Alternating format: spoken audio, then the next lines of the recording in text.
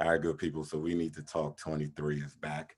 And joining me today is to be honest, I didn't tell y'all this before we came on, but some fellas that actually made me want a podcast. Trust me, I've been following y'all. I didn't tell y'all that, but between you all and the Dons, that's kind of what made me want to start podcasting outside of the That's George what's Floyd up. incident.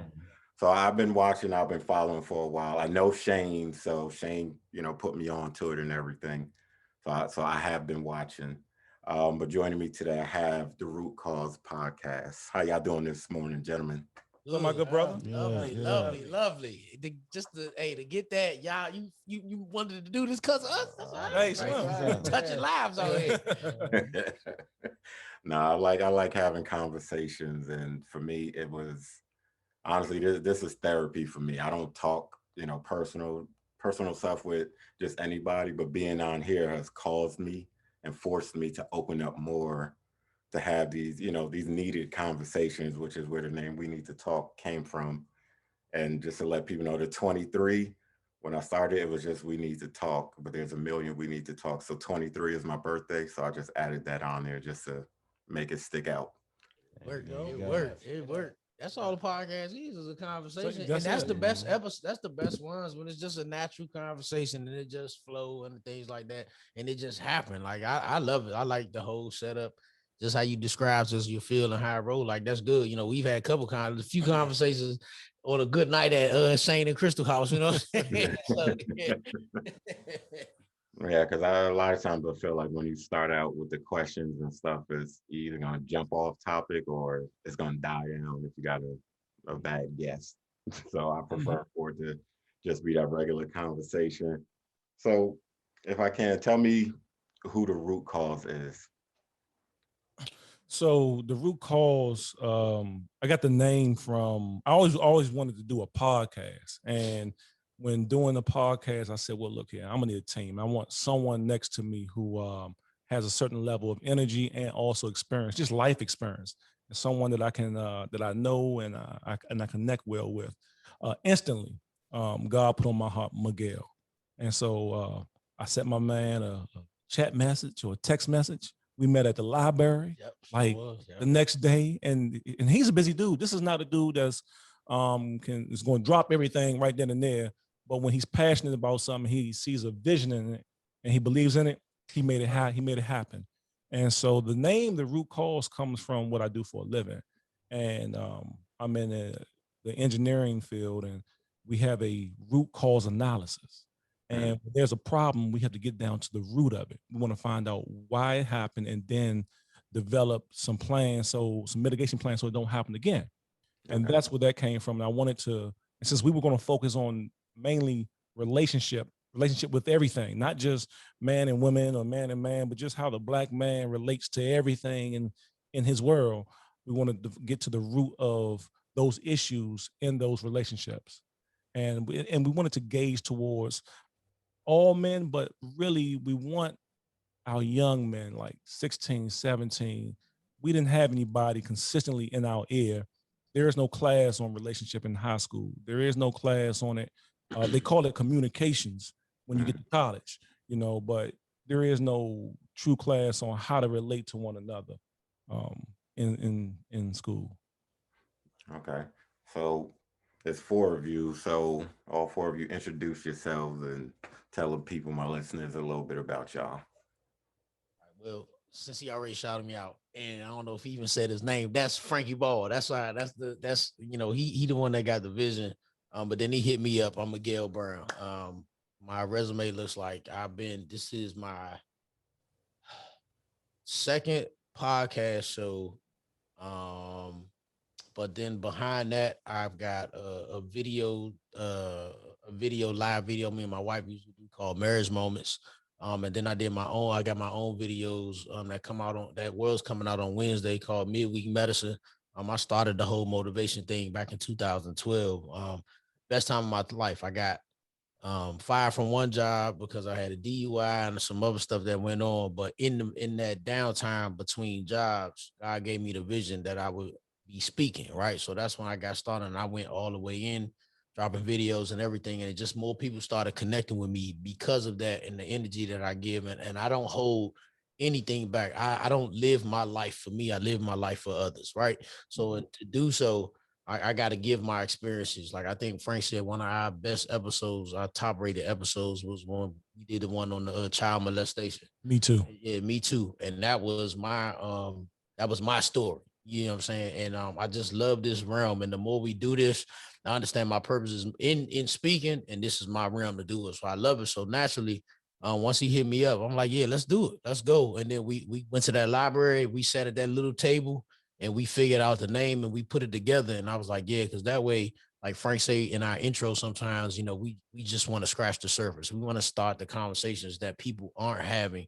We want to make people think in a different way because people aren't thinking the ways that we are thinking, you know what I'm saying? And then it slowly just started coming together. A team, like they say, like if you go looking for something, like you trying your hardest, it seems like you never find it because this whole time while I've been in this speaking thing and the podcasting, I wasn't looking for a team, but I was waiting for a team to build up around me, so to speak. And then this slowly happened because the podcast that we had previous, Shane was on, right? And I'm gonna kick this to him. Shane was on me with that podcast, and we did our thing for a while. So once me and Frank started going, we kind of had a little slight interview process with some people, like maybe would they fit? Nah, that's not it.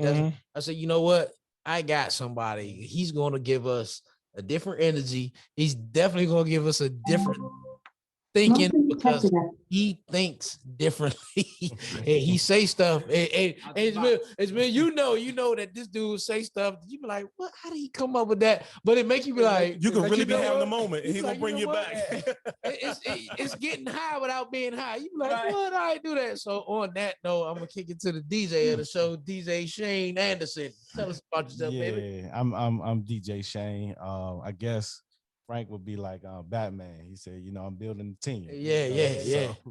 I came into the fold, like Miguel said. We used to do a podcast with our other brother Joseph that was called the Midweek Love Movement, and we had a nice little run and everything. And so when Miguel hit me up, like, yo, we getting back in the game, they tagged me in, and it was go time. You know, so of course I'm a DJ, writer. I just believe in bringing good people together. So from there, we had hooked up with our brother O, and we started, we started working with him with the Underground Lab, and we just, I just believe in connecting the dots. So if you got something going on, I'm gonna hook you up. I'm gonna introduce you to the plug. You know what I'm saying? So, I figured if I was gonna take the drug dealing skills and bring it into the business world, that's me. I'm that conduit. You know what I'm saying? So, and then from there, we had to got the young gun, LT. Yeah, so Shane fast forwarded all the way to the lab. He skipped the whole year. After we got Shane on, maybe we probably only did like one, maybe two episodes where it was the three of us. And I was like, Slim, I gotta bring my brother on here because that's a whole nother level of energy. He not our age, it's a different vibe altogether. You know what I'm saying? And then he's killing the game and in the trading space and stuff like that. I said, we need this, like to add that aspect to it. I said, this thing gonna go fire, right? So we hit LT up and it went smooth just like that. Matter of fact, this is where you got your name at. Yeah, because he had been he kind of just started getting in the trade and he started trying to figure out like a good name. And that LT on your TL came through real smooth, you know what I'm saying? So, bro, you let us know what's good, how it all happens. It's stuck. So, look, I'm LT. I'm the young gun. Literally, I came on this show. I don't even remember how it happened. I just know somehow I just became a guest one day. I just rolled with my brother one day. Actually, I rolled with my brother one day. Just to meet up with Frank and Shane and them because I knew they was there. I was like, oh shit, I got a podcast. That's what's up. That's cool. And we started having conversation. And I guess they just saw where my head was and how I was thinking of things of that nature and how I developed over time. Because these guys know me since I was a young cat.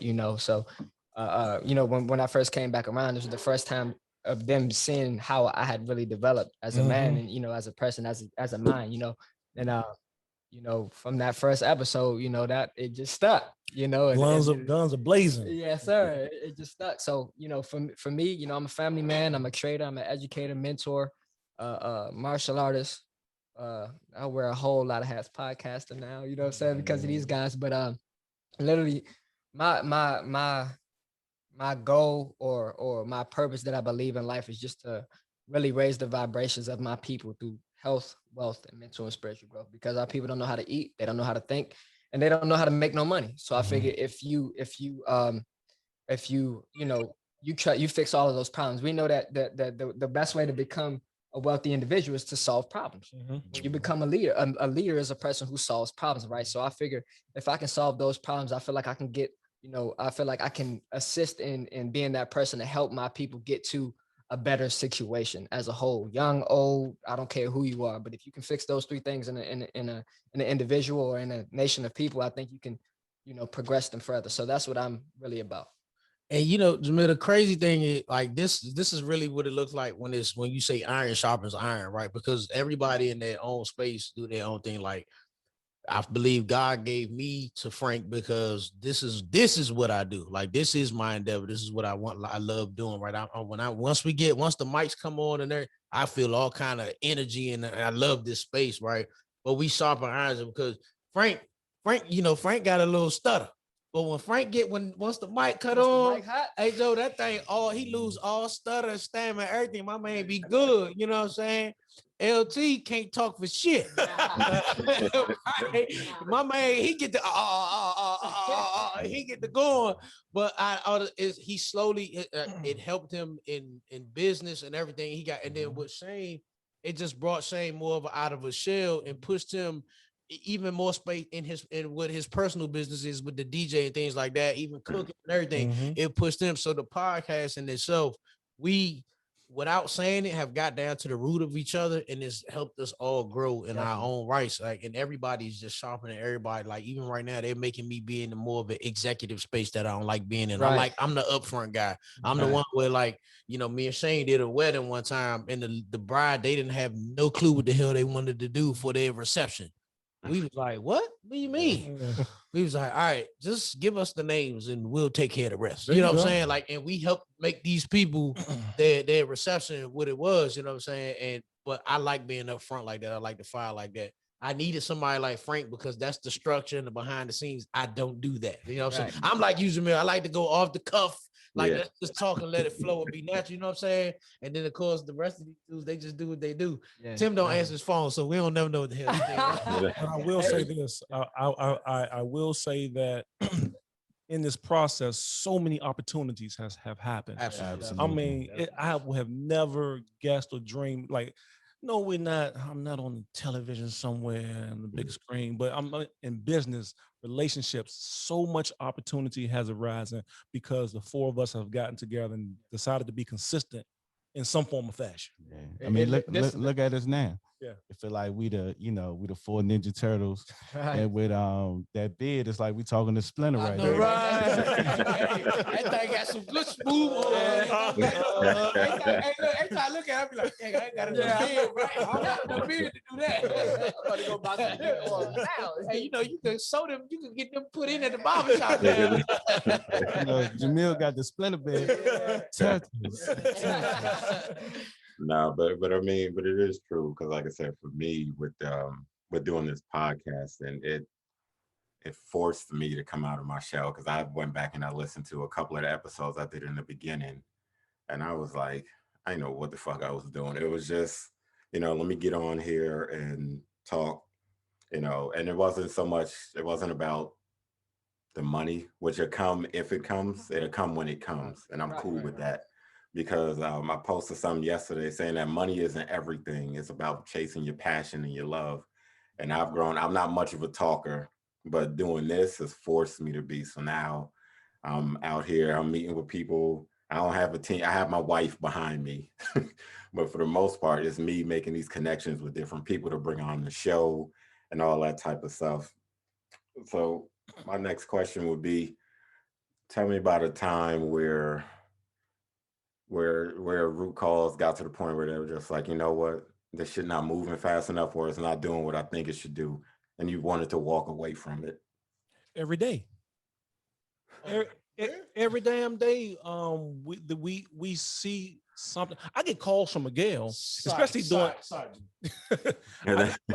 I get calls from I might Miguel, have to join y'all on that. Uh-huh. Please do. especially during the season. Mhm. Us and our producer, and he chewing our ass out because things aren't the way that they should be. You know, when running the show and growing the show. You know, so we have our hiccups, and sometimes we find that, okay, where's the light? Where is the door that we can walk through? And the more that we are consistent, Mhm. those doors happen. Yeah. And then we have faith, because how we got to the underground lab, I was at someone else's house with O the night before, talking to Miguel and Shane about O. And so they didn't know that I had already met O and had changed business cards with him. And I sent you O's information one day. It was like, we got to get with my look.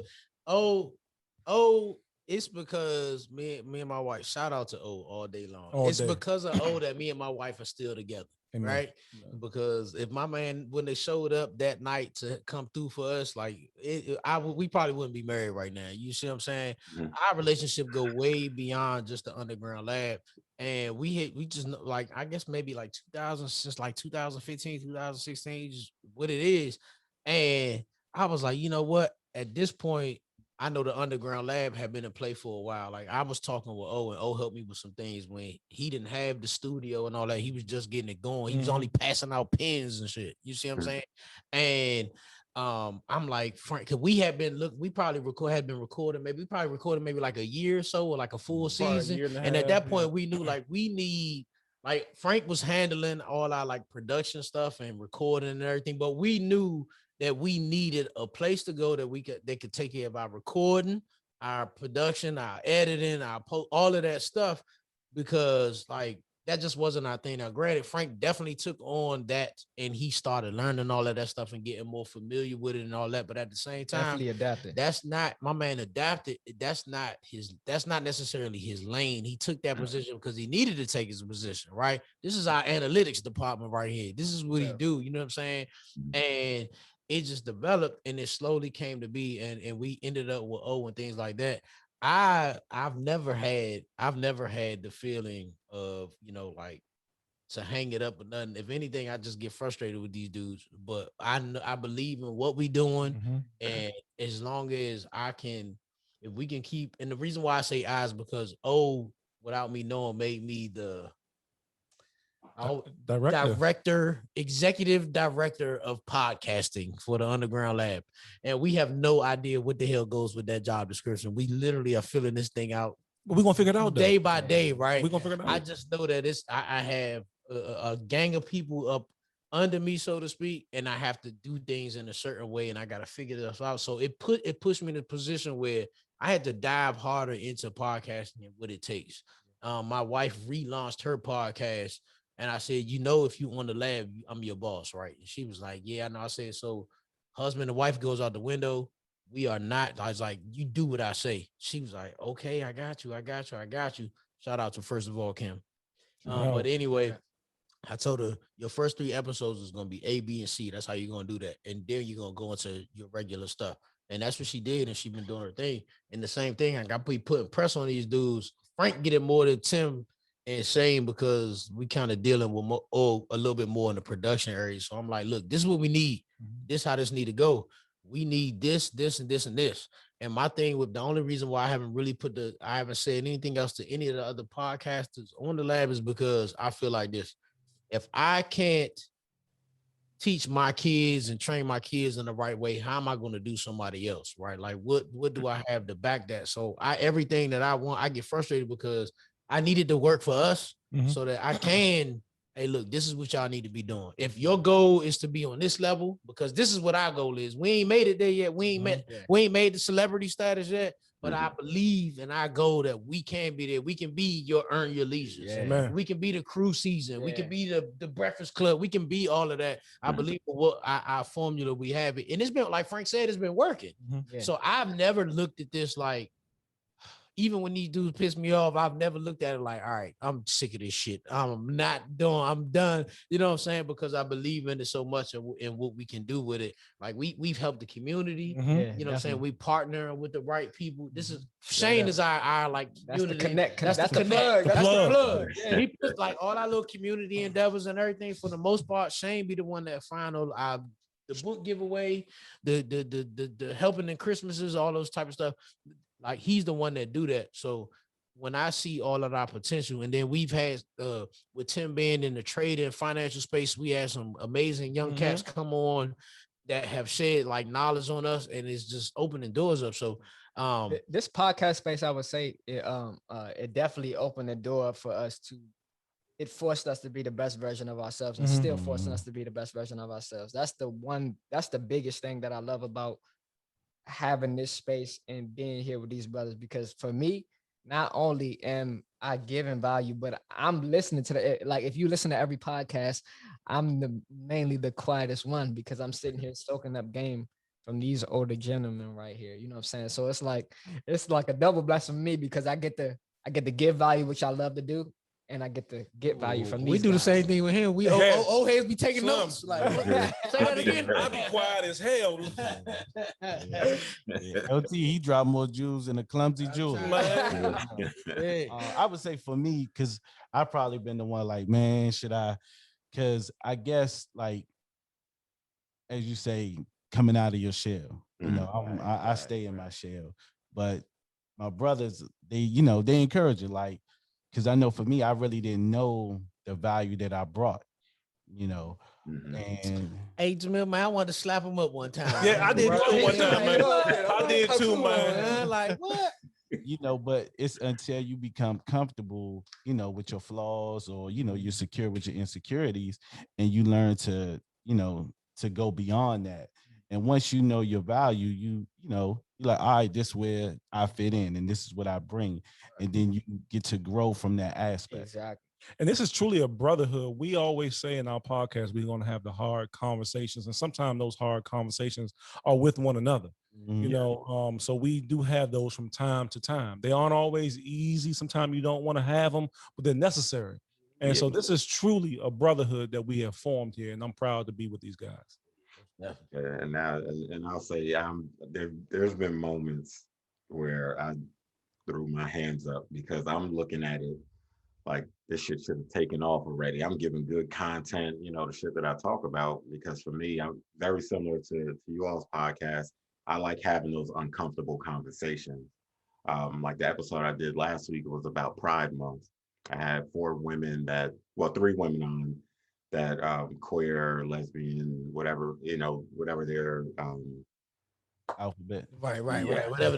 Right. Okay, I'll do 3 women from the LGBTQ community. I'll put it like that.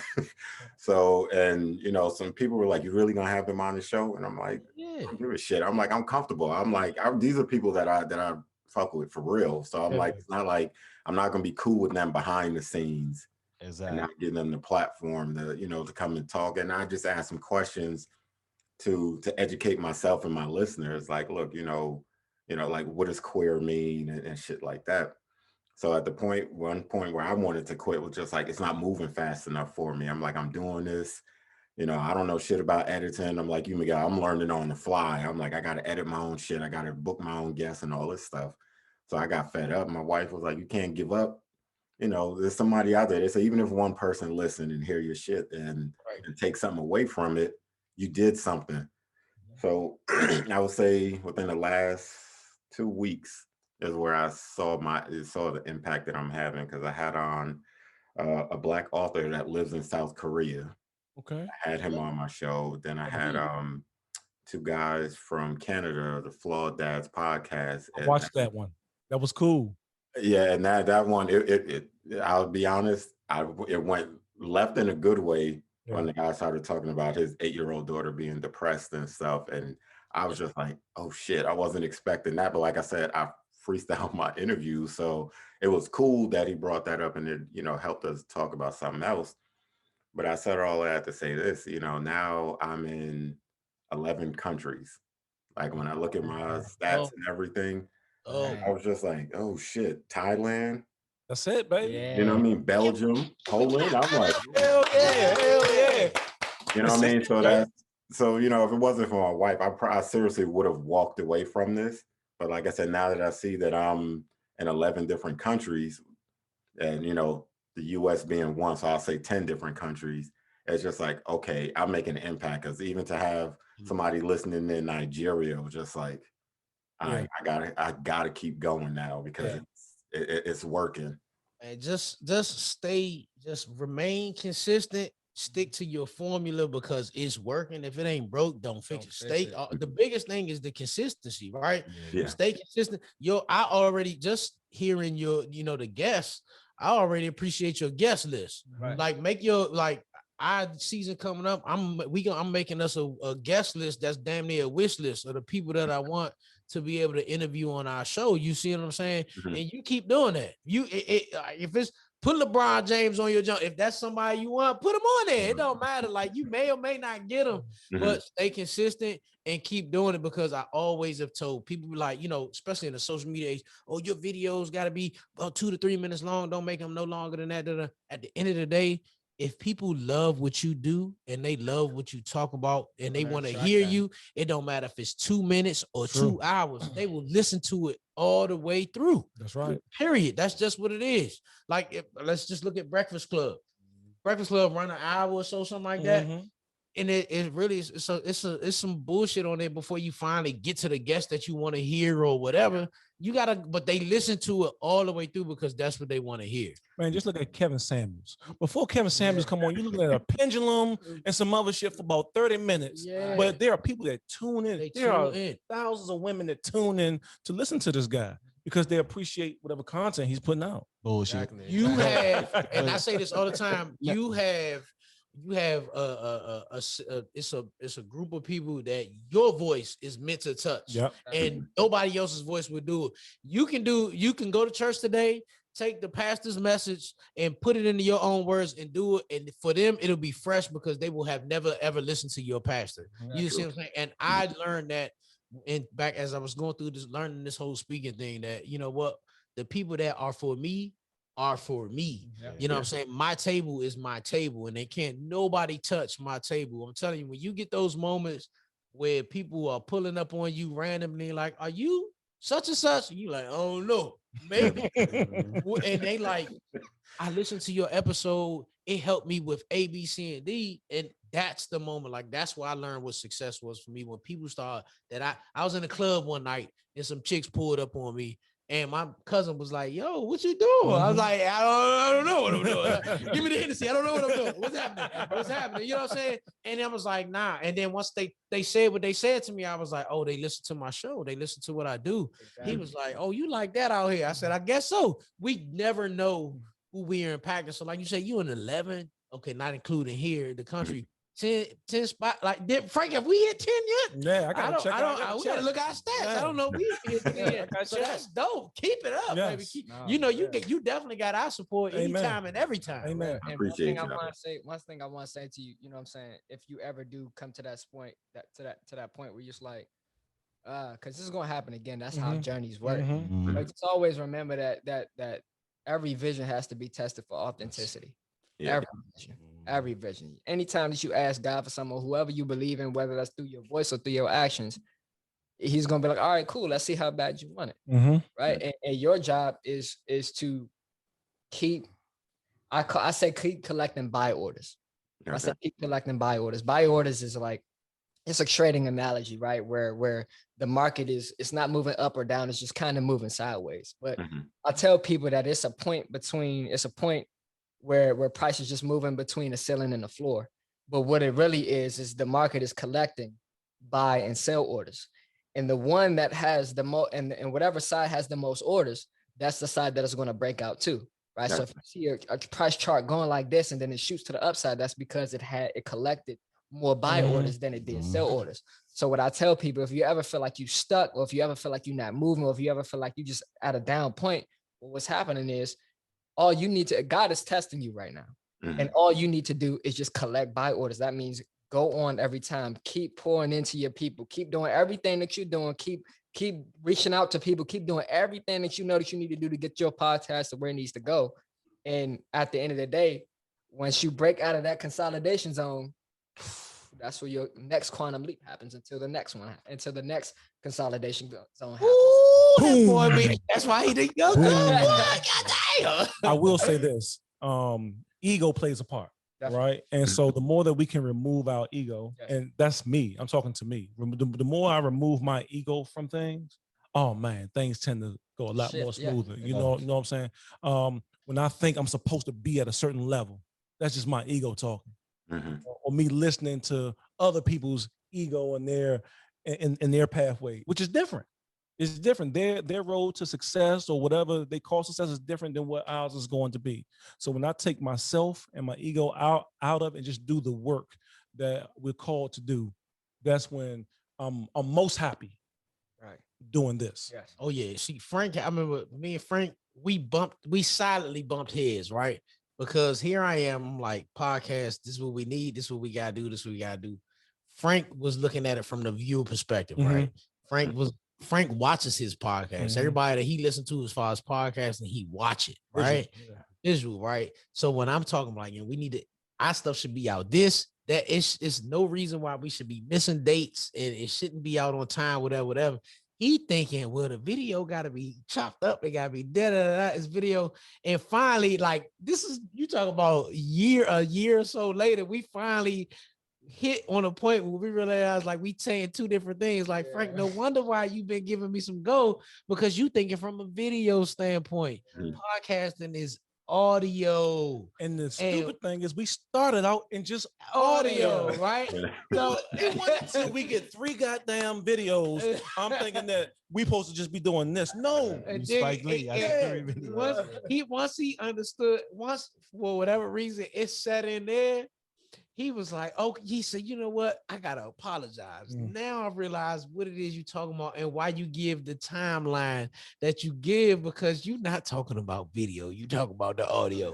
Exactly. And you know what I mean? You said you do it like a lot of your editing. I know that stuff is painstaking. It's a pain in the ass, right? Because my wife, she started when she first put her podcast out, she learned how to do all of that stuff herself. And I would watch her sit up for hours just trying to cut the episode and to get it posted and all that, and just see how she would start out fine and wine and look like James Brown's mugshot by the time she finished. Nigga look like a Thundercat, you know what I'm saying? Like, damn, baby, had a hard day at work, you know what I'm saying? She's like, baby, shit, this ain't no joke, you know what I'm saying? So like, I respect that whole. So if you still doing that part and everything, and you, hey, look, keep doing it. I know, and that part's a pain in the ass, but if you learned it on your own, that means now you developed the skill that where if you ain't in a situation like where we in, where we can go to O and things like that and get stuff chopped up, you know what I'm saying? To be able to, you can still always create content even when you're not in the space. So that's dope. Yeah. Keep it up. And remember this, brother. I always say, I don't judge the size of a rock that you throw into the pond. You got to judge the ripples that it makes. Because whatever size rock you throw in the pond creates a ripple. So even if you're a pebble, you creating a ripple. So you just keep throwing your rocks into the pond to, at one point, you're gonna throw a boat in there, and the ripple is gonna be even bigger than you saw. Like a Buddhist too. Like, yeah. Not to make me take a shot on that one. No, but my thing, I wanted to create ripples in the pond. I wanted to do something that keeps affecting, so as long as you keep throwing your rocks in the pond, you creating some kind of ripple effect. Hell yeah, he the reason why I started MCing. Him and Crystal asked me to MC their wedding. That was the first situation I ever did, and it was the funnest time I ever had. So I was like, hey, we gotta do this again. They was there. Oh man, our reception. Hey, so it's still. Hey, don't fake. Don't fake. It was a good time right there. We party, boy. We party. Good one. That was a real good one. Mate, our merge we may be still working on, but we could throw a hell of a wedding. Oh, we got throw a hell of a wedding. We still working on the marriage part, but the wedding, we got you on that all day, every day. But before we jump into another topic, I will say this. It goes a fun fact. I don't know if you remember. Well, you should remember this, Shane. believe it or not, you were my very first guest.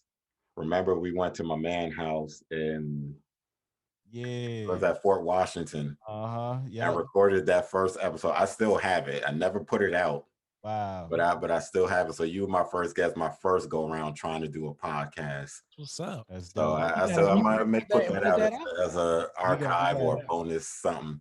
Yeah, one week you don't feel like recording or whatever, or you need a little break from that week. Like I got some throwback content for y'all, and put that up. Yeah, Sure. there you go. We like to see where you start. There you go.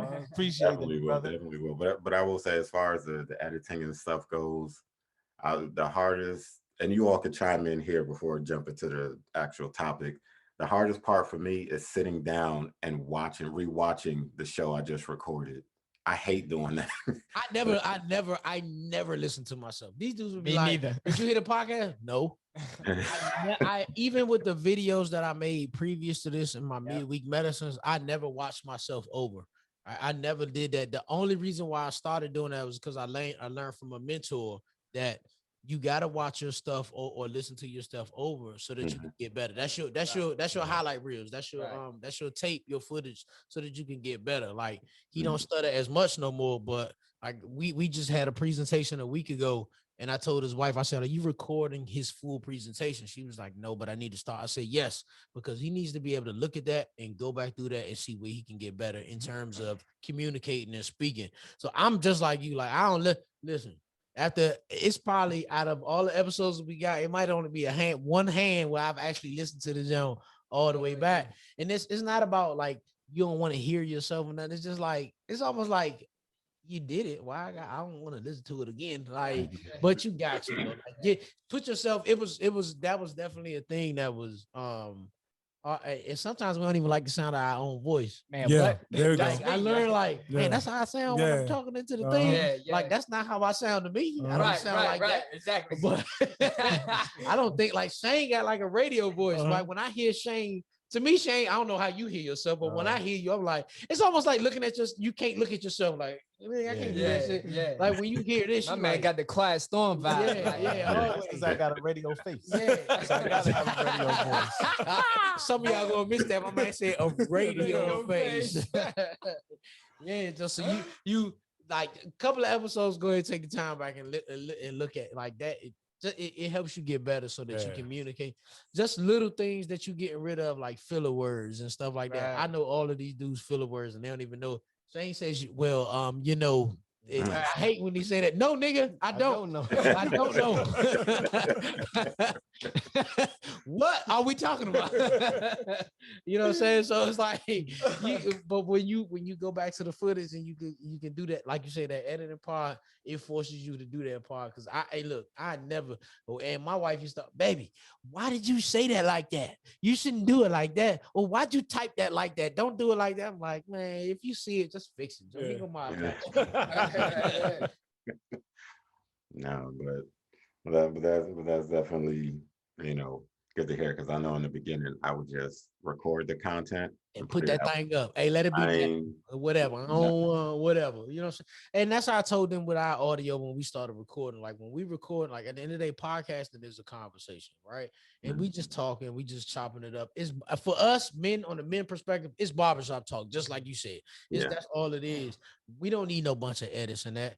The only edits that we got is when we dropping in our little sound bites and when we do our segments. Outside of that, unless we listen to an episode, I think we might only got maybe 1 or 2 episodes where we listened to it, Frank. And this is when we first started. We was like, yeah, we need to cut that out. Well, don't let that fly. Right. We don't even want we don't want the repercussions of what that comment gonna bring. You know what I'm saying? But outside of that, we kind of just let it go. We just make sure the sound good, and because I think people can relate more.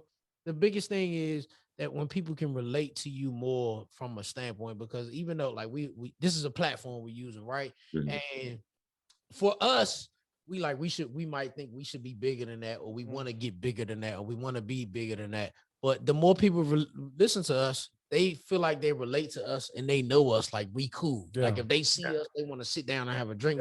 You know what I'm saying? And that's what us being on these platforms gives people. So I feel like it should be in its most natural, most raw form. Like, why not? You know what I'm saying? Unless we actually decide, like, nah, that don't need to be in there. Like, let it go the way that it is. As far as the audio is, let that thing go the way that it is, so that people connect and they can be like, my favorite thing is before the whole Me Too movement started, I learned listening to another pastor that I favor about God's expression of Me Too with us was giving us Jesus, because now once Jesus came on the scene and he went through everything he did in his 30 years, he could understand the reason why he could understand the emotions and the things that we go to. And he could say, look, oh, let's keep it real. Oh, you want to go have sex with a bunch of women? Me too. Like, I know what that feels like. You mad at your boss or whatever for not. Me too. I understand what that feels like. Like, now let's talk, because we tend to think that when we going through our go through that we the only one going through it, especially men. And that's why the root cause connected to me so deep, was because especially men, we think that because we got to shoulder so much, when we are going through what we go through, that we are by ourselves. Oh man, right? Especially because our women or whatever, they may not, our spouse or our significant other may not understand on the level that we feeling it. So we feel alone. But the minute that you think that you find out that somebody knows exactly what you're talking about, it's a little bit of sigh of relief. Yep. So it's like, me too. Like, I get that. Like, I understand that. So why not, talk about yourself and be natural and be raw and be upfront with people? And more than if you ever seen, like, if you on child support and if you ever went to the child support office, the level of brotherly love in the child support. Oh my goodness. Oh, man. Hey, listen. Man, you on it too? Yeah, man. Man. Hey, we just be hugging each other. Man, they suspended my license last week. I've been paying every week. I said, nigga, me too. That's why I'm here right now. Hey, listen, I'm sorry. This is a touchy. Don't. Hey, look, this is touchy me right here. But when brothers meet each other in the child support office, the level of love. That's two places that dudes will give extreme love. Oh, the man. child support office, and when you see a fat boat, when you two strangers, you see a fat booty John walking, and you be on one side of the street, and you the nigga looking like. Hey, both start laughing at the same time. You see that? Or if you know how, like same way, like that's my man. You ever see an IG booty joint and you see your man have already liked it? Camille already liked that booty. Miguel already liked that booty. Chris already liked that booty. LT already. That's my man. That's why I like him. Because you be ready to send it like, oh, he already seen it. Hey, we gonna come together. I like that analogy, that child support love in the office. I like that one. Might have to use that for a time. Go ahead, steal it. We ain't copyright. You can use it. But okay, so moving on to something I want to talk about. So now that we're coming out of the pandemic, and whether you believe it's real or not, but now that we're coming out of it and everything is starting to open back up for our young Black men, women, Afro, Latino, whatever, how do you all see it? And I hate to sound negative about it, but how do you all see it going? Because as I said before we came on, I don't know the exact percentage, but they said since it started to warm up, that crime in here in the DMV for us has gone up, I think, like 150%. So what are you all's feelings on that, knowing that it's opening back up and we're going to go right back into the crazy shit, sort of that we were in before going into COVID? So I lost a friend, a real close friend, as things started to open up, that I worked with. And, my job they were bringing back people to work. And I had a conversation with some of the upper management, telling them, look, you want to be careful how you do this. People have been separate in their own worlds for over a year now. You know what I'm saying? And so when you bring people back, you want to be real sensitive in how you bring them back. You don't know what they've been dealing with, one, and two, you don't know what fears they have going forward.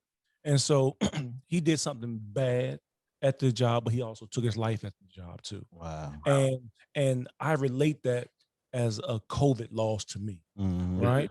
Yeah. because he was COVID affected. He might not have had the virus Right. or the disease, but the effects of being separate from people, being separate from society, and whatever the case is, it caused him to have a certain thought process. Right, yeah, because You some know? people really need that connection in order to like really stay afloat. And if that's Stay a afloat. grown man Right. that's And- doing that, our youth don't have a chance if we don't get behind them and find opportunities for them to keep themselves busy or understand what we just experienced. Yeah. Right.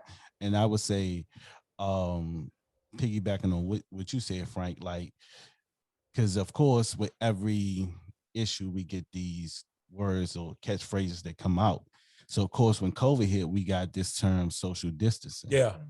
And God didn't invent, people aren't meant to social distance, Exactly. and it was a trip because some people, how it was, where people were ask these questions on social media. Well, I'm comfortable being in the house and my family is good, this, and that.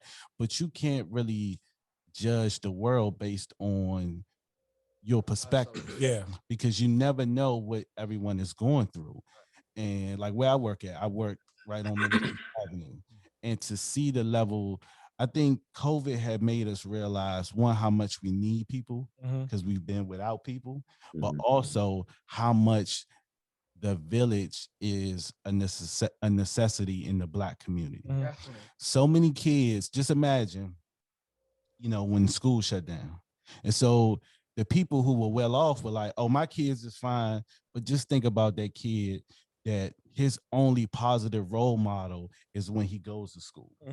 Just think about that kid that plays sports, where the coach is more of a father than his father, where the teacher at the school is more of a mother than his mother because she's out doing drugs and she's out doing this. Exactly. But because of COVID and everything shutting down, now the break that kid was getting from those Right. toxic environments, Trapped in that now they're reality. trapped into it.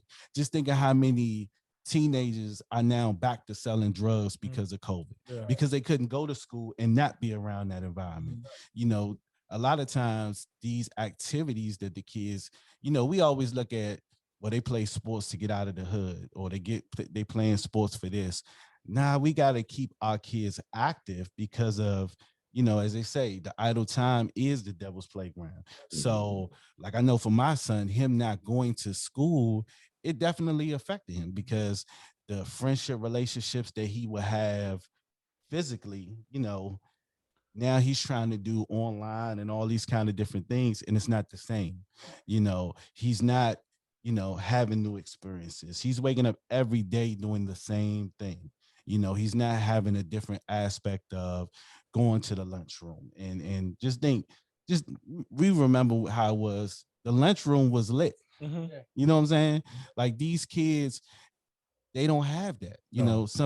If you ever been on a live with your kids in school, you'll realize the environment that even the well-off parents, you got a kid like, shout out to my mom. She's there, sits with my son while he's in school. The other kids, they ain't looking at the camera. They laying in the bedroom. They in the bed underneath the Yeah. covers. Yeah. But you see what the parents look like too. Oh Yeah. yeah, and then you're not surprised. you Like, see you where like- they're coming from, Yeah. and you see how much, community is important in our community. And when you put people in these isolated situations, what they were probably getting healing from by going to school, by being around other people, by seeing different what a man looks like from, because they may not be getting that at home. This whole pandemic is it's probably a little bit off topic, but this is just something that I feel like I need to say. Like, this is like a passive version of divide and conquer. It's a passive version of divide and conquer because they understand. Like, I'm pretty sure by this point, like, we already know, like, for the first time in history, we've seen America not go as planned. So people who understand what's going on, which is not that many of us, but it's enough to make an impact, right? People who understand that's going on, they understand that this is probably the time for us to really make a difference in the areas that we come from and what we're doing for real. So it's like, if you can separate a people, if you can do anything that you can to make a people weaker, why not divide them in a passive way so they don't really understand what's going on? We mask it as, oh, it's COVID. You know what I'm saying? We need you. Although it's a 99%, 99.1% mortality rate, Yes. right? Meaning that's really not that serious, right? But we're gonna make it. We're gonna hype it up, and we're gonna get all these people to push it so that we can keep all of these people separate, so that it's easier to control them, right? So it's like I just feel like for me, I'm very solution oriented. I'm not the big fan of talking about problems. I'm more solution oriented. I like to talk about the solutions. My thing is that it's just developing more systems that can that'll create more success in different areas of their life, whether it be a financial thing, whether it be a career goal, whatever the case may be, whether it be, just sports, just something, just getting more people together to really develop those relationships back. Because we already know, like, it should be collaboration over competition, right? So essentially, when you separate a people, not only are you having people deal with, whatever their reality is at home, but also you're separating people. You're encouraging more competition, because now you're feeding that narrative of, oh, I got to get it on my own. I got to get it on my own. I got to get it on my own. Because they already know that this is what's been keeping us down for so long. Because if you think about it, the people that's in power, they stick together, right? They're going to congratulate in public, but they'll what you call it? What's the C word where they say condemn? Yeah, they'll condemn you in private. Condemn you in private. So they already know this type of tactics. So they're just doing these things. Like, I believe that they're doing these things just to weaken people, because they already know that their time is up. They already know their time is up. It's coming to an end. It's got to stop. The top is becoming the bottom, and the bottom is becoming the top. So they're doing everything that they can right now to preserve the time that they have here in power, right? So my thing is, like I said, is first off identifying what's going on, right? Because you can't really do shit if you don't know what's going on, right? Like, it's not really gonna work for you. But at the end of the day, once you identify what's going on, now we can employ the systems that we need to employ to make sure that everybody gets to where they need to go by the time this thing opens up and beyond. Because to be honest, me personally, I think it's gonna get a lot uglier before it gets better. Oh, for sure. That's in the economic world, financially, especially. I think in every aspect of the book, it's going to get a lot uglier before it gets prettier, right? But during the time, like I tell people all the time, like my organization is called The Wealth Shift, and I call it The Wealth Shift because pretty much right now there's a major wealth transfer happening. This happening in the form of information, but inside of this, right? The rich is getting richer and the poor is getting poorer. But on the positive side of that token, we have a very, very small window to put our people in position to make sure that we are not set back third, fourth, fifth, eighth, ninth, 10th generational poverty stricken people, right? In this time frame. So like I said, I just believe that we need, during this small window of time, while everything is opening back up, we need to really focus on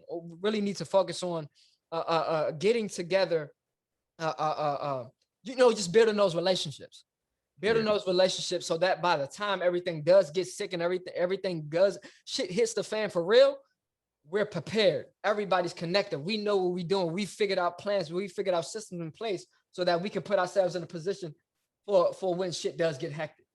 My God. And see, part of, like you said, Tim said he called it the wealth shift. And part of the shift is the biggest part of that before we get to the bag of the money is the mental aspect. Yes. The paradigm shift Yes. has to change, right? It's the fact that Tim never wanted me to come into his business and everything because of the money that I can make. He wanted me to come in because he know the power that I have to influence a person's thinking, right? So because if I stick by this, change your mind, you change your life, right? And you got these higher numbers, of course they're gonna be, because they don't think that they can do anything else. It's a crabs in everybody trying to get it. You see, this thing showed you where you needed to get better on everything. Like it showed you stuff. Like when you isolate, like for example, if you got a pimple on your, like let's say you got a daily cleaning regimen on your whole face, right? But you get a pimple. Once you get that pimple, yeah, you still clean your face, but you do what you need to do to target that one pimple. Right. And to pull out whatever dirt and whatever is clogging that particular pore to get rid of that pimple, right? In this situation, that's what we need to target. Like, we need to be able to focus where we are. Like, okay, this is what happened. This thing shut the world down or whatever. We got to be able to not be like all these stimulus checks and all that. How many, it's a very small percentage of people that really took that stimulus check and actually put it somewhere where they needed to put it to help them later on. I had a friend yesterday, he was telling me that the old company that our company used to do with he got his 401k in one thing. It's just $4,000 sitting there because they don't use them no more. That money just sitting there, ain't been added to or nothing. He said, mind you, so I'm 37, he probably like 31, right? His mother, who would essentially be older than us, right? Told him, oh, you young. You got time to build that back up. Go ahead and do whatever you want to do with that money. I told him, I said, look, champ, I said, no disrespect to your mother, but don't do that dumb shit. Thank you. Do not do that. Thank you. I said, if you don't know what to do with it, if anything, take it out and put it into the other 401k if you don't know what to do with it. Right. But do not take, I said, you in your 30s and you're not 19 or 20 no more. Right. And you got a daughter. Don't take that money and piss that money away on a vacation or whatever. Don't do that. I said, I'm trying to tell you, it's going to bite you in the long run because you're going to mess around and piss that money away. And then the next week, the opportunity going to present itself and you're going to be in a better position. Mm-hmm. You know, we got a guy at my job that's going to quit the job just to take some kind of electrician trading so that he can start his own and make his own money for himself. Right. Like, that's the type of things that it's a lack thereof. And people don't understand it because they think that I can't do no more than this. Right. I can't do no more than Wendy's or working at Lowe's or people don't know. People don't know until you expose them to this. Like, it's like for me, like one thing that I learned is that is the power of belief. Mm-hmm. Like I asked my mentor one day, I said, bro, like, what would you tell yourself, the person that just started this business, what would you tell them? My man said, I would tell them to think a lot bigger, a lot sooner. And you know, I'm not retarded. I'm not stupid. I'm not green. I know I understood what he said, but it didn't really click to me until I got more and more until I spent more time in the business and I started to see the power of thinking bigger a lot sooner. Mm-hmm. Like I started to see the more and more I stayed in the business, I started to see people come in and literally go from nothing, should be dead, to now making $50,000 a month, making $100,000 a month, retiring their parents, buying their parents the dream home that they wanted, or the dream car that they wanted, you know what I'm saying? Putting their kids in position to do different things, right? And I'm like, and right there, it showed me that, like, you don't, like, it's harder to do better when you don't know any better. Like me, for example, I didn't know that I wanted the Audemars Piguet on my arm until I wore my mentor's Audemars Piguet. I was like, damn, like I want one of these. Like these, I'm feeling this. I want one of these, you know what I'm saying? Because I'm not a materialistic type of dude, right? But at the end of the day, you know, it just showed me like the power of what you see and what you're exposed to, right? So my thing is like, yo, we need to really start exposing these kids to more. Like the more and more, like right now, like I hit a 6-figure mark this year. My goal is 7 figures this year. My thing is, I want like the more and more money that I start to build up, the more that I'm able to do for people, I want to start building things to where like I can expose more young individuals, like especially from places that we come from. I want to expose more of them to more things so that they know that they can have more than this. Because if you don't know, if you grow up in a box, all you know is the damn box. That's all you know. But the moment that you step out, it's like, whoa, like this is different. Like even being in Cali for the week or two that I was there, I'm like, man, like this is different. Like I sat in the Lambo for the first time. Like what? Like, damn, maybe I actually do want one of these. You know what I'm saying? So it's like now your vibration gets a lot higher. Now you start to want more things. Now you want to desire more things. And now that opens up the avenue for you to do more. Once you want more, it opens up the avenue for you to do more. Well, first of all, you saw that it's attainable. Exactly. because you looked at one of your peers and you Exactly. saw he's a human being, put one Exactly. foot on at a time Exactly. inside his legs, come like from I the do. same kind of background as you, Right. and you see that that's a goal is attainable. And then you also have a team to help usher you there. Exactly. And so I would say in this time here, in this season here, that like you said, we build those relationships with the children. Yes. You know, get them back into knowing one another, how to conduct business and how to treat one another. Because other than that, things will get bad. Exactly. A lot of things will, a lot more crime will Exactly. happen. There'll be a lot more deaths Exactly. if we don't do those things. And you know what? Like I tell people all the time, I think my system is this. One, we need to stop pushing this dollar and a dream approach to our children. Mhm. That's one thing. Mhm. We have to stop pushing that because that's not duplicatable. I can go out. I can, let's say I was a rapper, right? And I wanted to take my own route, and I spent 10 years, 15 years, like 2 Chainz, spent 10, 15 years trying to get in this game. And I go through all these hoops and all this craziness, and then I finally put it on, and I finally get put on. Well, I can't say, son, here, this is how you do this. Why? Because I decided that I wasn't going to go with a system-based approach. I just wanted to go with this dream that I had of mine, and I just, and I just went with whatever happened. I can't duplicate that. And that matter of fact, let's take it like this. Bump, giving this all to my son. Let's say 10 dudes on the street.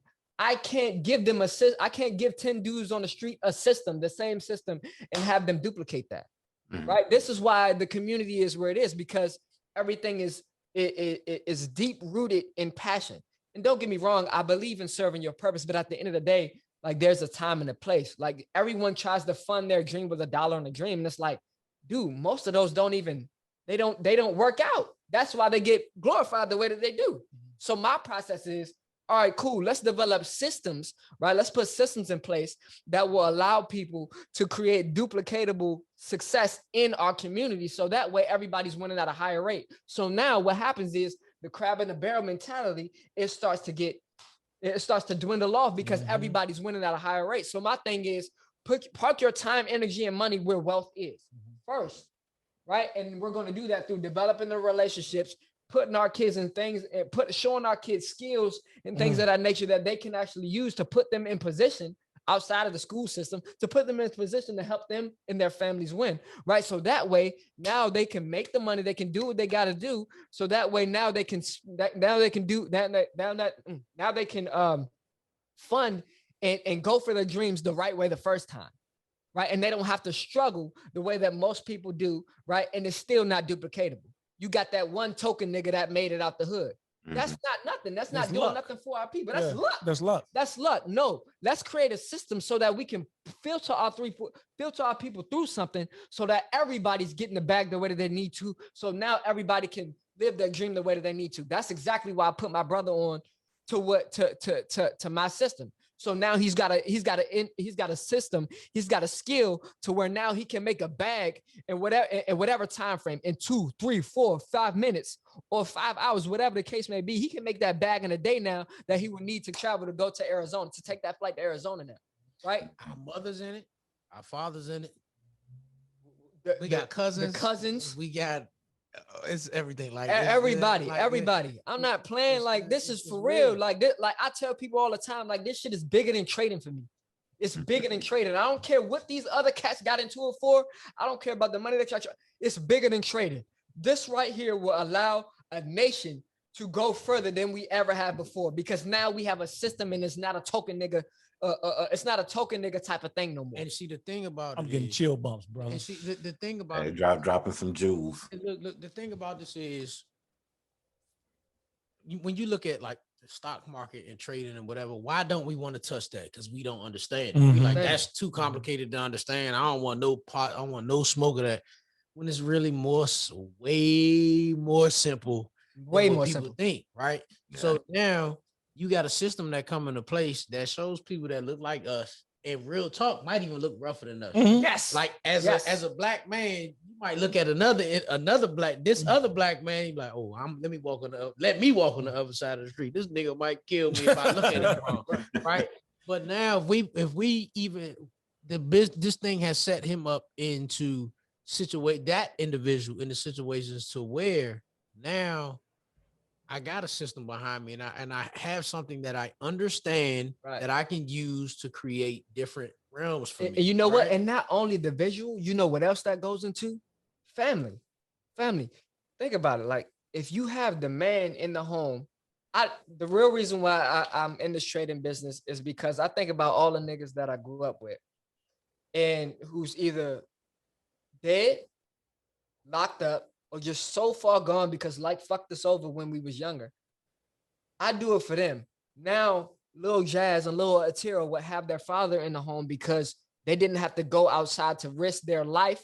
They didn't have to go outside to risk their time. They didn't have to go outside and risk their freedom to make $1. Now they have a skill that they can actually use to make whatever they was making out in the street, talking to people, dealing with people, watching over their shoulder. I can make that now. I'm gonna put this in perspective for the listeners. Family, I've made 4 figures I made 5 figures in an hour a few weeks ago. I say keep it real, just like we talking about exposure. Right. I'm not supposed to talk about my profits, but at the end of the day, like I gotta talk to the people about this. I made 5 figures, somebody's yearly salary in an hour because of a skill and connections that I have, because of a system that I've been put into. Mhm. So when you do that for somebody, imagine Tay down the street. Imagine John down the street. Imagine if he had that skill. He wouldn't be in jail. He wouldn't be dead. He wouldn't be out clucking on the side of the street because of what he had to do to get money. Mhm. Now you give now you give people a system. Now you give people a skill. Now you give young individuals a skill where they don't have to risk their time, energy, money, freedom, and life just to go out on the street and get killed. What?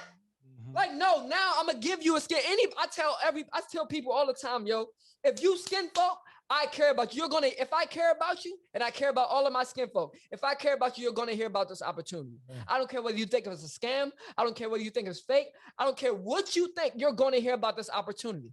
Because at the end of the day, after you left the conversation with me, guess what happened? I raised your vibration through what I just talked about a few minutes ago, through wealth, health, and mental and spiritual growth. I impacted you in some way. I raised your level of awareness in some way, shape, or form. So now, whether you invest with me or not, now you can go search this up. All right, what is Forex? Okay, what is cryptocurrency? Okay, what is this whole life insurance thing? What is that? Now you're going to go do that research for yourself. And now you know that there's another way that you can make money without risking your time and freedom. And so this speaks a lot to our educational system. It speaks a lot to our government and how things have been formatted for us as a community. Mhm. So now that the pandemic, we're coming out of the pandemic, how dare they open up and say, look, everybody can just go outside with nothing to do. Right. You know, Nothing at all. you can go outside, send the children out into the world, send them out into the streets, basically. Let them go and let them look. We don't come from that. Right. You know, there's so much going on, especially with technology. Mhm. Your kids can be on the phone playing a game with a whole pedophile. Yeah. You know what I'm saying? They exposed to the Then world then now. you send them out into the street, not knowing kids gonna say and tell every goddamn thing. Now this man or this woman meets them inside the park. Right. You know, and then we wonder why. Oh, why did this happen to me? Right. You know, we have to have things in place Exactly. for our children, or like you said, idle minds, they'll go and do any and everything. Exactly. You know, when it comes to provision and providing for the family, it should not be the child's responsibility, number one, to go and provide for himself and provide for his mother and his household. So there needs to be opportunity on the adult level too. Like I Exactly. can appreciate the talk about 2 years of community service college, right? So I will say this about the education system in college. College is important to most. And I believe that most folks need it because most folks need to be placed, Mhm. right? Most folks don't have the drive in which Right. we have, like Exactly. LT, right? They don't have the drive to go out there and get it. They don't have the drive to learn to fish so they'll know how to eat the rest of their life. They're waiting for their hands out, thinking that it's going to come to them, Mhm. right? So when they find out that it doesn't come to them, they say, look, I got to go take it. And that comes by way of crime. Yeah. That comes by way of hurting one another. To speak to what LT said about the family, I cannot call you my brother if you're infringing upon my family. You can't call me your brother if I'm not supporting you with your family. If Mhm. you come to me and you're telling me something about your woman and telling me something about your kid, it's in my best interest to tell you what's best for you and your family Right. to grow. Right. And I think that's the foundation. You know, like you said, with the money, we can't keep shooting this dream as far as the money goes, because the Black community has money. We just don't have a lot of it compared to our counter brothers, the white boys, right? Mhm. We have a lot of money, but we talk more of collaboration Yes. and what we do with our money. Yes. A lot more things to go about. Yes. And I'll say this. Well, first off, LT, I'm gonna definitely have to, sit down with you, and I need some more information on what you was talking about. Yes, indeed, brother. You got me hype. I'm ready to pull my pen out and start writing down some shit. He's about to tear this whole studio up. Man, You what? see the veins that was popping in his neck while he was talking. That boy is ready to go, ready to slam the headphones. Yes, indeed, man. But I'll say this. But then my next question is how do we, and I'll just say us because we're older and we're talking about younger, and even some guys and well, some people our age still need that guidance. But how do we, and I know it's not our job to get them to believe in us, but how do we get them to follow us or to take the advice that we give them? Because we all have advice, and I'm of the same mindset as LT.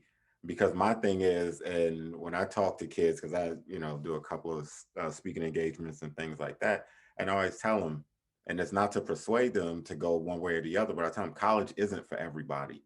It's not. You know what I mean?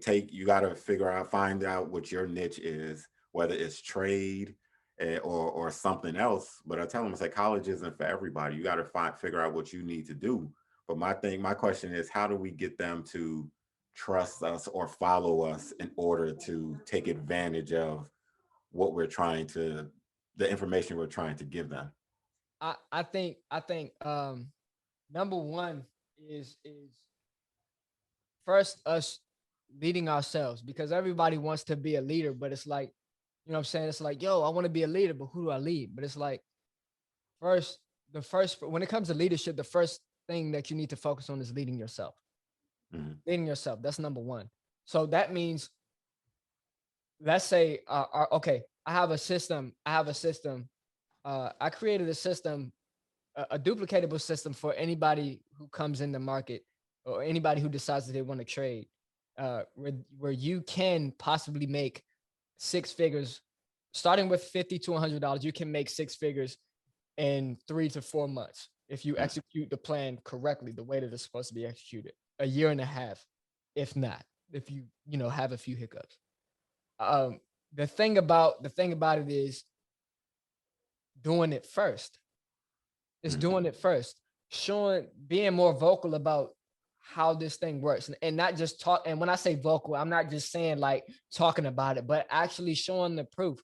Actually, like for example, my mentors was telling a story about how they, because none of them work jobs and things of that nature, right? But they spent some time out and they went to go to the rec center. And obviously they grown, you know what I'm saying? They're doing their thing, and they went to the rec center. It's summertime and the kids is out there playing and stuff like that. And they went to the rec center, playing ball and stuff like that. And, they just like, what you doing out here? You know what I'm saying? And from them being out there, it showed them that the kids saw freedom. They didn't necessarily see, what I'm saying, the flashiness, because they didn't have nothing flashy on, but they saw freedom.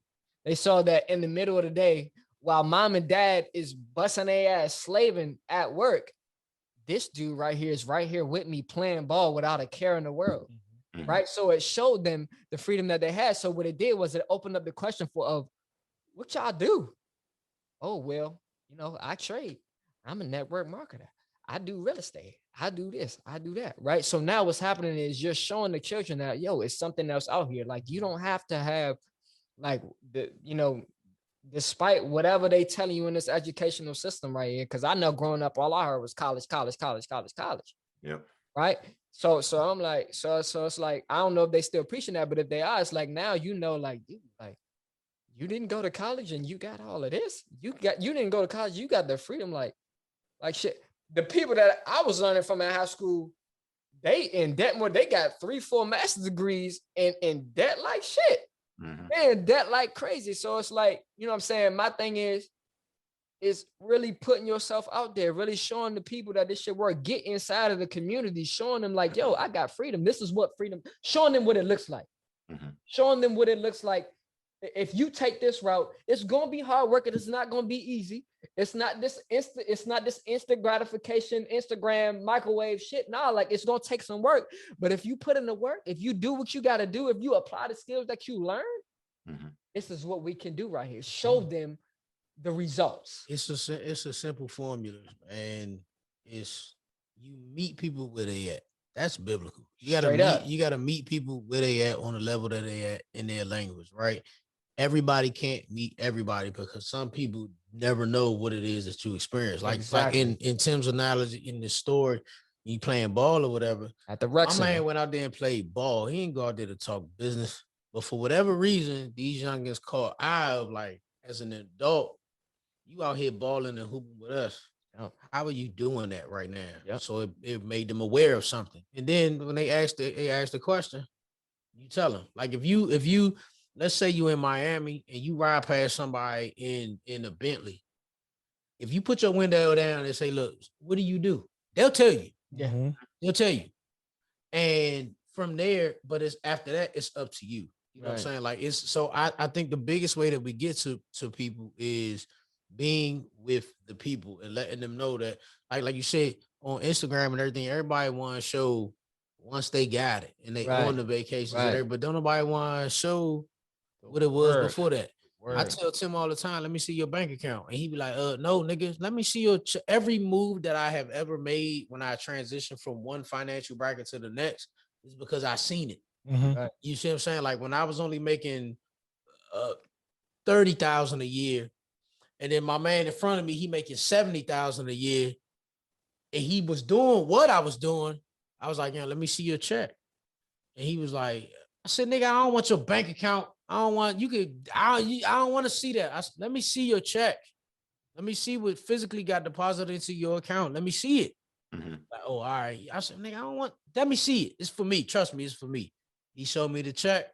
So now, once I seen it, I said, oh, he did it. And I know I'm smarter than this nigga. Right. Now, Right. and I now let me take my every 2-week check of $800 to $2,200 just by learning this new skill or adding this lesson or course or system or whatever. I could take my money from 25,000 a year to 70,000 a year. Let me do that.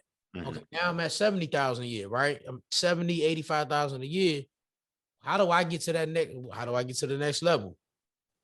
My younger brother, let me see your account. No, nigga, don't start stuttering and stammering and all that other shit. Let me see what you just did. Like, let me see it. Mhm. Oh, for real? That's what you just did? Like you did that. That's in your account physically? All right, what do I got to do that? Like we all seen I think it was the Wolf of Wall Street. Mhm. That the whole thing started out. Mhm. Yep. My man asked him, he was having lunch. He went to him, he seen what he was driving. He went to him and was like, what do you do? And he told him, this is what I do. How can I do that? Right. This how you can do that. It's the same thing, but we have to be vulnerable enough in the position Get to in. put ourselves out there so that the right people see us. We ain't going to impact every black person Right. out Nah. there. Nah. But the person that we can impact, let's impact, and that just goes all the way back to our beginning conversation about podcasting. Like who Tim can get to, Tim can get to. Mhm. I can get to, I can get to. You can get to, you can get to. If we, let's just hype, because we've been in this realm, if we using Tim's system, Tim got his system. Now he didn't shown 1 million people. I take and learn the system and I shown 200,000 people. You take the system and you show 7,000 people. Mhm. Now it's growing. You know what I'm saying? Like we ain't going to impact it all at once. Like Right. we ain't get to the point that we at right now in this lifetime. And I mean the black in our community, period, in one night. We was put here and we developed and we ended up in this position over centuries. Yes. So we ain't gonna get out of it real quick. But the Exactly. thing is, our people got to be open Yeah. to the other things we give them, and to be open, we got to show them like, I came where you came from. Eric Thomas, my mentor, speaker, and everything, and does so much more. The reason why he was so effective because he has no problem with sharing his life. That at one point he was homeless, eating out of trash cans. That if it wasn't for his wife pushed him to become where he at, and then so on and so forth. He connected to people on a level that people are scared to do, and in doing so, now it's put him in the position that he's in to where he can coach people, he can mentor people. Like he's not a trader or a real estate investor. I'm a speaker, so I can be a speaker coach to those people that I can reach that want to do that. This is how we got it. This is the system. Your system might not be trading. It might be in real estate, or it might even just be learning that new skill as an electrician or whatever. But the thing is, be open to do it and don't close your mind off that this is the only way that I have to do this, because that's the problem. That's where with that low income and then crime going up and all that other stuff, that's where it comes in, is that you think that the only way that you can get out of the position that you in It's the fucking rap. is to rap. Like, no. Or to play a sport. Right. Or Nah. to even go steal somebody. But Right. why? Because you wasn't shown anything else. Right. Exactly. So I heard you say the word fear, and I think we got to tackle that. I think our community is a lot of us, we're dressed in fear, especially our young folks. Kids will mimic the household, especially what you're not doing, right? And so once we address the fear factor, and you don't need to be afraid to be successful. Yes. Even when talking with my wife, we're getting ready to transition to her being a full-time entrepreneur. And I remember saying to her, look, I've given you so many parachutes and you've also created your own. If you don't jump, that's on you. Right. Mm-hmm. That's on you. I always And, say and then look at the example that you set for the children that we have. leap and grow If your you wings on the way don't- down. You gotta jump. Yep. So that fear factor, because we've never had anything as a whole in comparison to the Europeans, the stuff that we get, we're afraid to lose. Yep. Mm-hmm. That's why you'll get on a job or in a career amongst folks that look like you, and the lack of knowledge that people are willing to give you And is know because what's they crazy? are Let me see you do afraid. it first, and then I do it. Right. It's Yeah. the thing about, that's why one reason why I love trading is because trading it gets you out of the fear of losing money. Because what happens is, the reason why a lot of people fail in trading is because especially most of us, we don't come from situations where money is just nothing to us, right? So what happens is people start investing their money in the market. And if they do, they start investing their money in the market without the knowledge that they have an emotional connection to their money. So what happens is they do crazy things in the market. Like, they do stuff like they can win 5 trades in a row, right? And be in profit. And then that 6th trade will come and they lose that trade. And they will literally get mad that they lost that one trade, because in their mind, they felt like they shouldn't have lost that trade. And what they'll do is they say, you know what, I'm gonna double this one up. And they place the trade and they lose it. And then they say, you know what, let me add some more on there. Let me put a little bit more stank on there. And then they place the trade and they lose that one again. And then they do it again. And then next thing they know, their account is blown. Well, what happened was they got in their emotions. So what we do is we put people in position to where they can have, people who have already managed their emotions, who've already mastered their emotions and systems, right? So now, instead of leveraging your emotions when it comes to trading, right? That can be either greed or fear of missing out. So meaning a setup will already happen. A buy setup will already happen, and they'll get in the middle of that setup out of fear of missing out on that setup, and then price goes in a different direction, and they wind up losing the trade because they got in the middle of the trade while it already went through, when they should have got in the beginning, or they should have just not got in at all and just waited for another setup. So they'll get in out of fear of missing out. Gotcha. Right. So we have systems. So to mitigate that, we have systems and people, actual millionaires, 7, 8, and 9 figure earners that are in place. So that way, people, instead of leveraging fear and leveraging their emotions, they can leverage a system and people who have already done that. Right. And so we have to look at money different. We have to teach our children, the ones in high school and middle school, the ones that are in the street, to look at money as a tool. As a tool, exactly. Because that's exactly what it is. We get so hung up and attached to money emotionally, just like you just said, that we're afraid to even spend it. And trust me, your money sitting in the bank is not doing anything for you inside of Nothing the at savings all. account. You're losing. The difference between us and the wealthy is investments. Exactly. Okay, take your money and invest it into something. And you know what's crazy that black folk will literally spend $1,000 on a good weekend, but Fucking around. they it comes to an Straight investment fucking around. opportunity. They won't do They it. got to do all the calculations. They got to go look at their bank account. They got to go pray to they got to go pray to Jesus, Buddha, whoever they pray to. They got to go through all of these hoops to do something that's going to that has the potential of making them more money instead. But they'll spend that. They'll spend that. And that's to- because it's as simple as this. We put our faith into things way before we put our faith into ourselves. For example, like it's something as simple as this, right? You driving your car, you got your faith in you driving your car, and you're driving a business. You get into a plane, you have absolutely no control At all. But every passenger on there puts their faith completely on that pilot and that Exactly. co-pilot Exactly. without any question. Without any question. I believe this pilot is gonna get me where I gotta go. I pray. I pray. I ain't fuck the pilot. Everything. I'm I'm praying. praying. I'm trying to tell you, this is what Yeah, happens. but you're right. At the end of the day, but that same level of faith that you put into somebody to fly you in a dangerous situation, you won't put that into yourself. To yourself. That same, like you go ahead, like you said, you go to the bar tonight, go to party, you drop 2 stacks and they on the bottle girl giving you a bottle. You got faith that they're gonna bring you your bottle. Yep. But you will not, and when it comes to yourself, you do not have that same level of faith Yep. in yourself to do things that can position you different. And all it is just raising the belief level in our communities. That's all it is. Mhm. Like that's the reason why this business, like the business that I'm in, we've literally created more 6, 7, and 8 figure earners than any Ivy League school has ever done. And this is a proven fact. You can look this up. And literally it's mainly because of the belief level.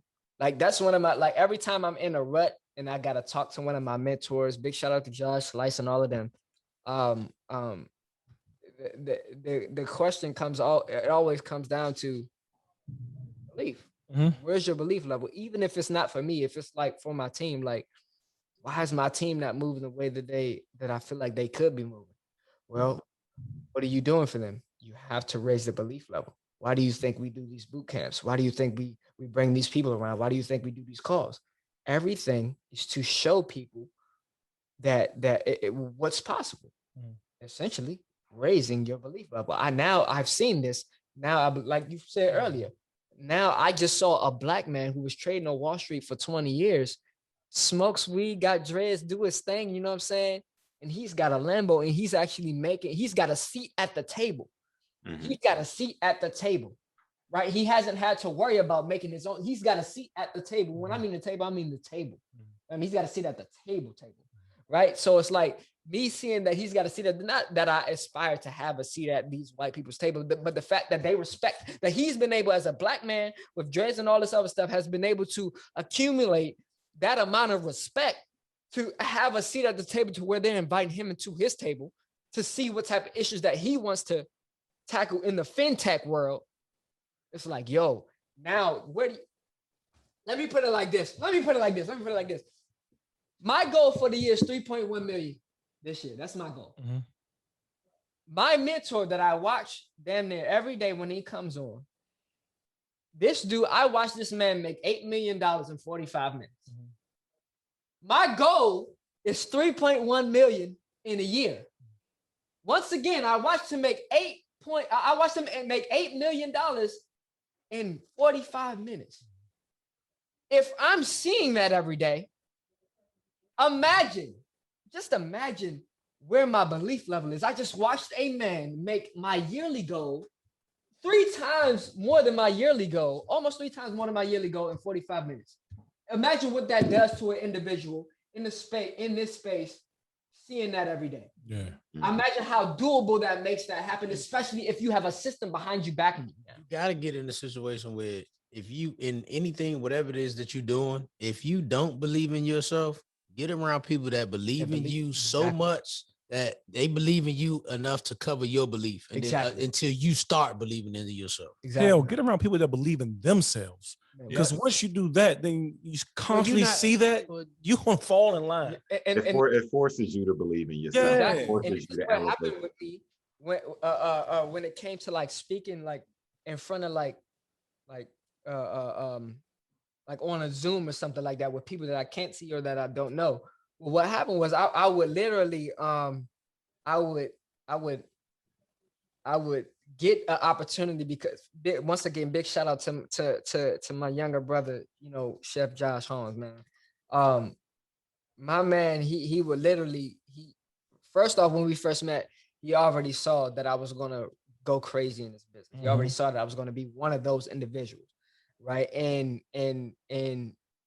he would literally put me in position to speak because we would have conversations all the time about where my head was and how I thought about the word and things of that nature. And he would put me in position to speak. And although I could speak very well, it was different for me speaking in front of people that I couldn't see or I didn't know. So now I get into, you know, he would put me in position to speak all the time, and every chance I got, I would get out of it. I would go to areas where my signal was fucked up. You know what I'm saying? I would do all of this crazy stuff, right? And this wasn't that long ago. I would do all of this stuff, and one thing that I realized was this. I was saying affirmations every day. I'm so happy and grateful now that I'm a master communicator and an influential speaker. That was an affirmation that I had, and I was like, man, I'm saying this affirmation every day, but I'm not doing nothing behind it, right? So you know, it showed me that I had to put action, like because my brother believed in me. I had it further enabled me to put the action forth. So finally, you know, I faced my fear and I went forward and I said what I had to say. And of course I fucked up because I had the fear of fucking up. That was my only fear. My fear was fucking up and looking crazy in front of people. Right. But I faced that fear and of course I fucked up. But the thing about it was the message that I gave was so hard that people wanted, now that every time I spoke after that, people stopped and listened to what I was saying. And eventually it got to a point where now I'm running my own call every week, 2 to 3 times a week. You see what I'm saying? And it all stemmed from somebody having that belief in me enough to put me in a position over and over and over and over and over again. It wasn't just like you got one shot and that's it. No, my man believed in me so much. He was like, bro, you're a chairman. Whether you know it or not, you're a chairman. Okay. All right, cool. Let me put you in this position. And he would do it over and over and over again until I realized what was going on. And once I realized what was going on and I understood that faith ain't just the belief in things not seen, it's the action. God says all I need is a mustard seed and you can move mountains. That's pretty like this. Seek and you'll find. And you'll find. Knock and you open. Exactly. You gotta do your part. You gotta do your part. Yes. In order for God to do His part. Yes. And that point right there, I put it like this. It's like, yo, like what I did was I jumped out in the middle of the ocean. And because I jumped out in the middle of the ocean, God was like, all right, cool. Now you ain't got no choice but to lean on me. You ain't got no choice but to lean on me. You ain't got nothing out here but water. That's it. All you got is me. So now what you're doing is like, all right, cool. Now that you done jumped, now that you done took that 20%, now I can come to 80. Now I can mold you. You're giving me something to work with now. But as long as you just saying and you just speaking it, it's like, all right, cool. Well, when you ready to jump, I'm here. Hey Miguel, can you say that one more time? Yeah, because that was fire. Yeah, Hey, I was cooling, y'all. My fault. I leaned back on the couch. You good. We're gonna wrap up in a minute, but go ahead. I was saying that in regards to what LT just said, you know, with that whole faith in your move and your actions, the Bible says, seek and ye shall find. Knock and the door shall be open. It's the action first, the seeking, and then you find it. Knock and then the door gonna be open. You have to do your part before God do His part, or whoever, however you believe or whatever. But at the end of the day, you always got to do your part. You gotta. It's like I say this: don't go asking for help until you know you have done everything that you can possibly do before you need to ask for that help. Because that way, when you do go to ask for help, that person or whoever you ask, whatever, will understand. All right, you tried everything. All right. When the mentee is ready, the mentor will appear. Yeah. So the thing is, do your part. So like everything that we've been saying, and even bringing it back to that whole the crime going up and everything, right? A nigga gonna go out and steal because he know that he can steal. He believe that he can do it. And if he ain't been stealing, he watched enough of the people around him steal, and they believed in him. They coached him up. Come on, nigga, we gonna go get that. You can do it. You can do it. You know what I'm saying? Like they, in a negative way, sad to say, they coached him up to go do that. You know what I'm saying? Like, and they used what was necessary. Man, you got your daughter, you got your, what you gonna do? They fired you, you ain't got no rent. You might as well, you know what I'm saying? Like it's a belief system, regardless, even though it's negative, they still fed them that belief and all that other stuff and what they did, and it worked out, you know, and it not worked out. Right. Yeah. Cashed out for a second until whatever. But still, at the end of the day, you got to do your part. And that's what we're saying here. At the end of, that's what we're saying. Like once we introduce these systems, once as men and women, we are vulnerable enough to show you ourselves that we were just like you at one point, but we did this work. At that point, now it's in your hands. What you gonna do with it? You want to keep on the path that you on, or do you want to help change? And like you might not be an individual that want to reach people and all that other stuff. And that's cool. Everybody not meant to do this thing. Everybody not meant to be out front. That's all right. But at least for yourself and yours, let's make a better decision. We showing you. And this is why we got to show people how to think. Once I said how to think, that's why we got to show them how to think, right? Because if we don't show them how to think, right, like they're going off default to, you know, the narrative of what we always hear, you know what I'm saying, what we always see, what we grew up around, what we see on TV about us, all of that stuff, right? So, like I said, we just got to show them a different narrative because law of polarity says that everything, you know what I'm saying, it's an equal opposite to everything, right? So just the way that we can glorify the negative is the same thing. All we got to do is just change the narrative. Yeah. There we go. Constantly working and being in the spaces that we need to be in order to reach the people that we need to reach. And that's it. I hope we answer these questions, man.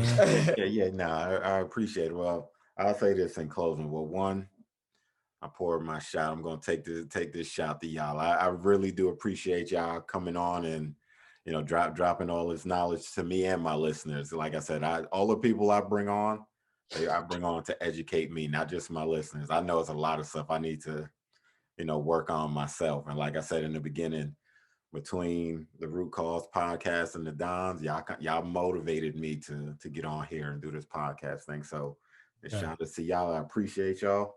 We appreciate you. Anytime you want to come on, or you know, we here. It's whatever. We down. Y'all let me know.